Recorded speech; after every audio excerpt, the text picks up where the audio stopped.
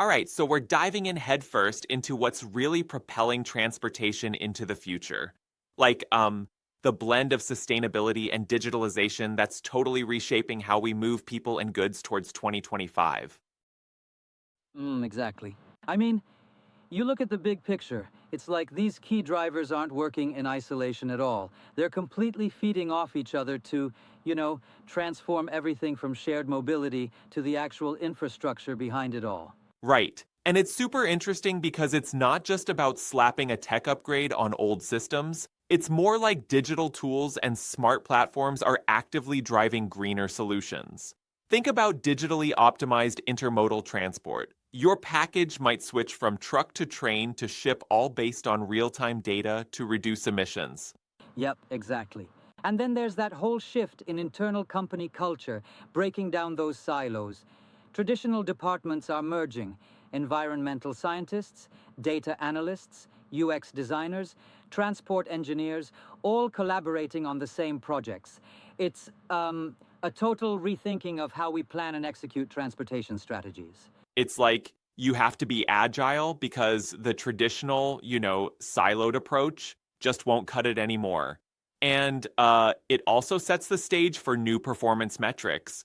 Now, it's not like only about profit margins, it's about tracking sustainability and digital Yeah, for efficiency sure. simultaneously.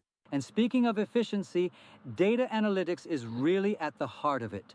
Gone are the days of just looking backwards. Now it's all about real-time insights.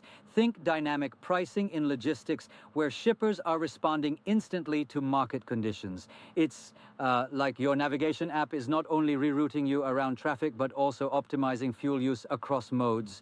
Absolutely. And that data analytics convergence goes into urban planning too. Imagine city planners using GPS and transit data to reimagine traffic flow, create detailed crash maps, even predict congestion based on weather forecasts. Uh-huh, exactly. Right.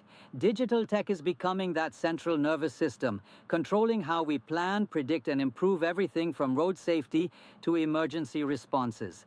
And then there's AI and machine learning, which are absolutely crucial to digesting this data overload. They spot complex patterns that traditional methods would totally miss. That's a solid point. Now, shifting gears a bit, what really grabs my attention are these futuristic concepts that seem almost sci-fi-ish, like the Driftscape drone hotel where glass pods detach and fly you off for sightseeing. I mean, can you imagine checking in Yeah, and it's then wild. having your hotel room take you to a new view of the city? And don't forget about the flying taxis. These small electric aircraft for short hops could really revolutionize how we bypass traffic jams. It almost seems like we're nearing the era of widespread flying cars, at least for specific uses like airport shuttles or even cargo. Exactly. And then there's Hyperloop, Elon Musk's brainchild where maglev, trains, or vacuum tube transit could potentially hit speeds over 700 miles per hour. Sure, it's still early days, but the concept is insanely Yes, powerful. indeed. Speaking of maglev, it's interesting to compare it to bullet trains. Maglev trains, with no wheels and virtually no friction, can achieve even higher speeds while being quieter and more energy efficient. Whereas bullet trains, though fast, still run on conventional wheels. Yeah, that's a crucial distinction. And on the micromobility front, we see those nimble e-bikes, electric mopeds, and even tiny three-wheeled electric vehicles like Nimbus 1. In dense cities, these could be real game changers, cutting down on congestion while reducing emissions. Totally. Then there's the intriguing world of autonomous vehicles like robo-taxis, autonomous ride-sharing fleets powered by advanced sensors and AI, though I have to say it does feel a bit unnerving to hail a car with no driver, you know? Yeah, I get that, but the safety improvements like real-time hazard detection might eventually win most people over. And that's really where the integration of V2X, vehicle to everything, comes into play. It's about creating a communication network where vehicles, traffic lights, even pedestrians' devices talk to each other. Take Portland's TriMet example. Buses signal traffic lights to turn green, reducing wait time significantly. Exactly, it's like vehicles and infrastructure become one intelligent system.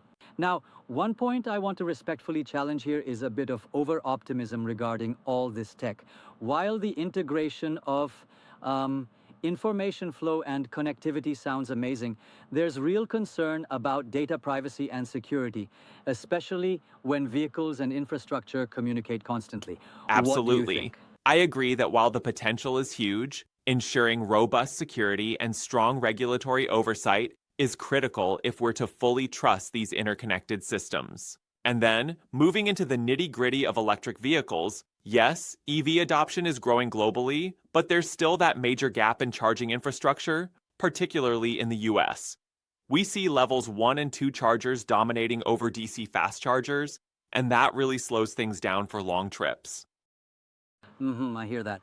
Exactly. EV sales in countries like China and Norway are much ahead of the US, partly due to this. Even with tax credits like the Inflation Reduction Act's up to $7,500 off, range anxiety and upfront costs remain significant hurdles. And let's not forget the environmental impact of battery manufacturing, especially mining for lithium